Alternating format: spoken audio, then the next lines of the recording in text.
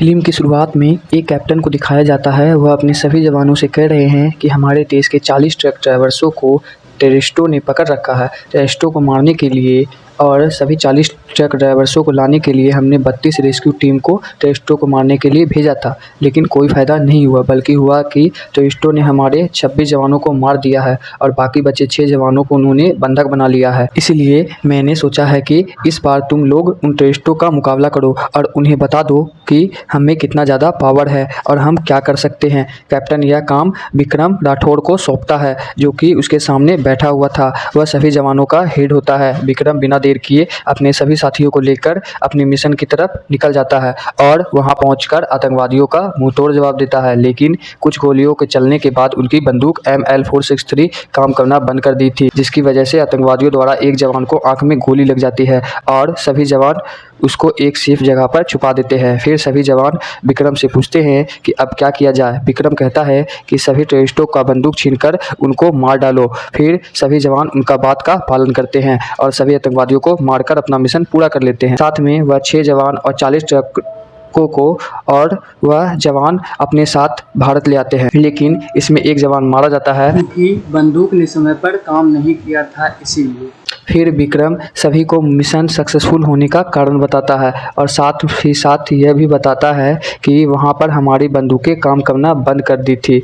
अगर हम लोगों ने सूझबूझ से काम नहीं करते तो हम लोग भी उन सभी 27 जवानों की तरह मारे जाते। इसलिए मैं हाई कमांड से दरख्वास्त करना चाहता हूं कि ML463 बंदूक बनाने वाले डीलरों, सप्लायरों पर इंक्वायरी की जाए और इन सभी के ऊपर जांच बैठा दी जाए, क्योंकि अगर ये बंदूक उस दिन काम करती तो हमारे 27 के 27 जवान जीवित होते। फिर विक्रम के कहने पर होता भी यही है। सभी के ऊपर जांच बैठा दी जाती है। जब यह खबर 4th बड़े वेपन बनाने वाली कंपनी के मालिक काली तक पहुंचती है तो वह विक्रम के बारे में सारी जानकारियां ले लेता है अपने सूत्रों से और अपनी गलती को सुधारे बिना वह निकल पड़ता है अदालत की ओर अपनी बेगुनाही का सबूत देने के लिए। लेकिन विक्रम यह सब बातें समझ जाता है और उनकी गलती सभी के सामने, पूरे अदालत के सामने लाइव लोगों को दिखाने लगता है और प्रूव कर देता है कि आपकी बंदूक उस समय नहीं चली थी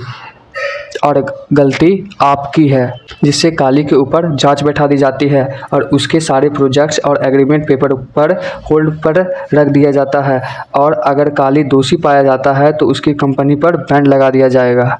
लेकिन काली बहुत बड़ा पैसे वाला था, इसलिए वह शाम को पहले गुंडों को इकट्ठा करके वह विक्रम के घर पहुंच जाता है और पहले वे उनके पेट डॉग, जिसका नाम रिया होता है, उसे मार देता है। फिर काली विक्रम को उसकी पत्नी के सामने उसके साथ मारपीट करके उसे अपने साथ हेलीकॉप्टर में ले जाता है। फिर उसे गोली मारकर नदी में गिरा देता है, लेकिन अभी भी वो जिंदा था। उसकी बॉडी तैरकर नदी के नज़दीक वाले गांव में पहुंचती है, जहां वहां के लोग उनकी मरहम पट्टी करते हैं। फिर कुछ दिनों के बाद अब विक्रम की याददाश्त खो चुकी थी, वो किसी को नहीं पहचानता है। फिर कुछ दिनों के बाद गाँव वालों का पर्व का दिन आता है और विक्रम देखता है कि गांव वालों पर आतंकवादियों का हमला हो गया है।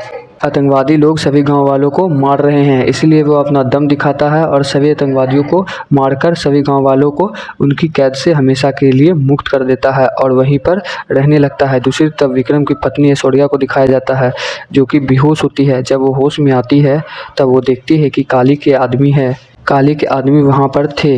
वे लोग ऐश्वर्या से कहते हैं कि इस एग्रीमेंट पर साइन कर दो और ये पैसे ले लो, ये पैसे काली सर ने आपके लिए भिजवाए हैं।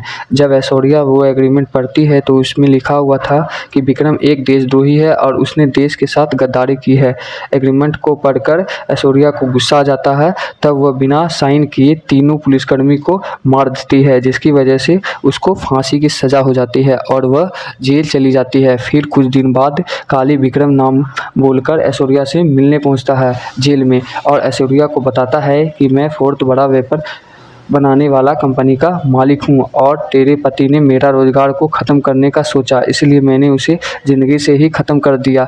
अब तुम्हारी बारी है, जब तुम्हारी फांसी होगी ना तब मैं तुम्हारी खुशी बनाऊंगा। फिर कुछ दिनों के बाद फांसी की डेट आती है। जल्लाद फांसी देने ही वाला था कि कुछ मिनट पहले ऐश्वर्या बेहोश हो जाती है और डॉक्टर को पता चलता है कि वह प्रेग्नेंट है और उसके पेट में उसके पति का बच्चा है। इसके लिए कोर्ट अपने नियम के अनुसार ऐश्वर्या को 5 साल के बाद उसको फांसी देने का निश्चय करती है, जिसके बाद उसका बच्चा जन्म लेता है, जिसका नाम वह आज़ाद रखती है। वह और आज़ाद और सभी कैदी आज़ाद से बहुत ज़्यादा प्यार करती थी और आज़ाद को बहुत चाहती थी।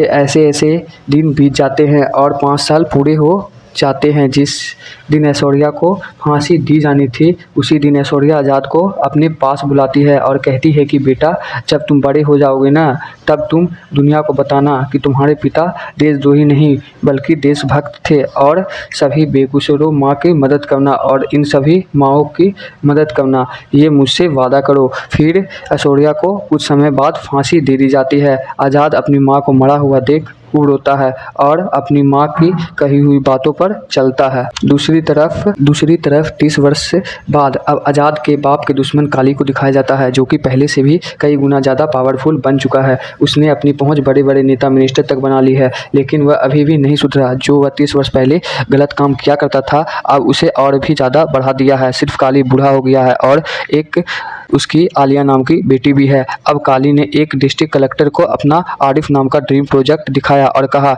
इसको पास कर दो, इससे कई हज़ार लोगों को रोज़गार मिलेगा और देश की अर्थव्यवस्था भी बढ़ेगी। कलेक्टर कहता है कि अगर ये प्रोजेक्ट पास हो गया और फैक्ट्रियाँ लग गई ना, तो उस जगह की हवा, वायु, पानी प्रदूषित हो जाएगी और जहर बन जाएगी, इसलिए मैं इसे पास नहीं करूँगा। तो काली बिना देर किए कलेक्टर के घर पहुँच जाता है और उसके बच्चे को अपने हाथ में लेकर कलेक्टर को कहता है कि अगर तुम इस पर साइन नहीं करोगे ना, तो मैं तुम्हारे बेटे को मार दूंगा। कलेक्टर डर के मारे साइन कर देता है, लेकिन काली सोचता है कि ये मेरे ऊपर बाद में केस कर देगा, इसलिए उसे भी जहर की गोली खिलाकर मार देता है। फिर एक कॉन्फ्रेंस बुलाकर कहता है कि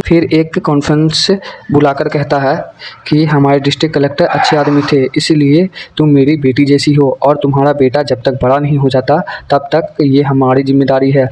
दूसरी तरफ विक्रम राठौड़ का बेटा आज़ाद अब 35 वर्ष का हो चुका है, जो कि बेटे होने का फर्ज निभा रहा है और अपनी माँ के नस के कदम पर चल रहा है, जो कि अपने बाप और निर्दोष लोगों को बेगुनाह साबित करने के लिए सरकार की आंखें कई तरह से खोल रहा है। अगर आपको वीडियो का पार्ट 2 देखना है तो प्लीज़ कमेंट, सब्सक्राइब और लाइक करें।